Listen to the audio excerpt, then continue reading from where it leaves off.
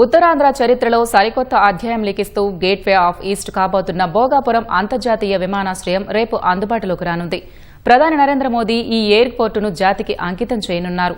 విమానాశ్రయ ప్రారంభోత్సవం కోసం భోగాపురం వస్తున్న ప్రధాని ఆ ప్రాంతంలో సుమారు 2 గంటల 25 నిమిషాల పాటు ఉండనున్నారు. ఇందుకోసం అన్ని ఏర్పాట్లు పూర్తి చేసినట్లు ఏపీ సర్కార్ తెలిపింది. భోగాపురంలో ఆగస్టు 17 నుంచి పూర్తిస్థాయి విమాన సర్వీసులు ప్రారంభం కానున్నాయి.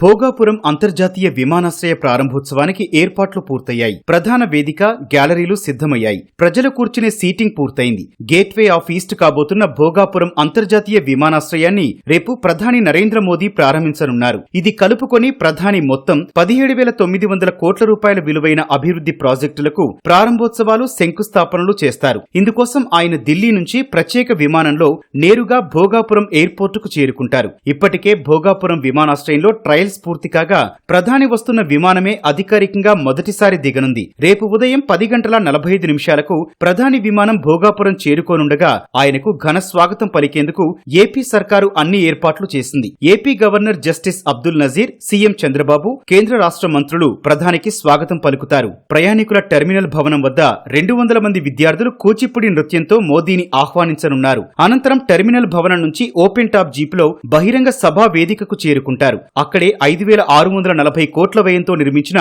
భోగాపురం అల్లూరి సీతారామరాజు అంతర్జాతీయ విమానాశ్రయాన్ని జాతికి అంకితం చేస్తారు. 460 కోట్లతో విశాఖలో ఏర్పాటు చేసే ఆంధ్రప్రదేశ్ తొలి సెమీకండక్టర్ తయారీ కేంద్రానికి శంకుస్థాపన చేస్తారు. 5,550 కోట్లతో ఏర్పాటు చేయనున్న కర్నూలు పునరుత్పాదక ఇంధన జోన్ విద్యుత్ ప్రసార వ్యవస్థ ప్రాజెక్టుకు వర్చువల్ గా శంకుస్థాపన చేస్తారు. 3,550 కోట్లతో కర్నూలు, అనంతపురం జిల్లాల్లో ఏర్పాటైన సోలార్ విండ్ ఎనర్జీ జోన్లు, 820 కోట్ల విలువైన ట్రాన్స్మిషన్ ప్రాజెక్టులు ప్రారంభిస్తారు. అలాగే 1880 కోట్లకు పైగా వ్యయంతో జాతీయ రహదారి ప్రాజెక్టులను ప్రధాని ప్రారంభిస్తారు. మధ్యాహ్నం 1 గంట 10 నిమిషాల సమయంలో ప్రత్యేక విమానంలో ప్రధాని తిరుగు ప్రయాణమవుతారు.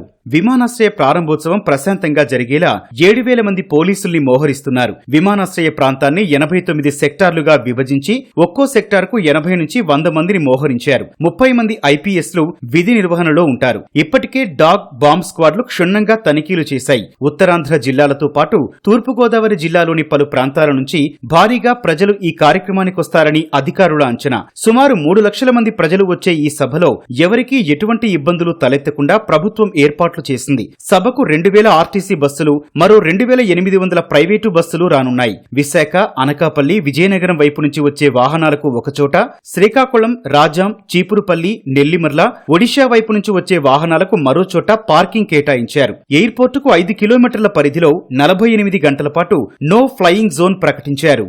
ఈ చరిత్రాత్మక ఘట్టాన్ని వీక్షించేందుకు ఉత్తరాంధ్ర నలుమూలల నుంచి ప్రజలను తరలించనున్నారు. విమానాశ్రయ నిర్మాణానికి భూములిచ్చిన రైతులకు కూటమి ప్రభుత్వం సభలో ముందు వరుస సీట్లు కేటాయించి అత్యున్నత ప్రాధాన్యతనిచ్చింది. ఆగస్టు 17 నుంచి ఇక్కడ వాణిజ్య కార్యకలాపాలు ప్రారంభం కానుండగా భూములిచ్చిన రైతులకు ఒకసారి ఉచిత విమాన ప్రయాణ సౌకర్యాన్ని కల్పించింది.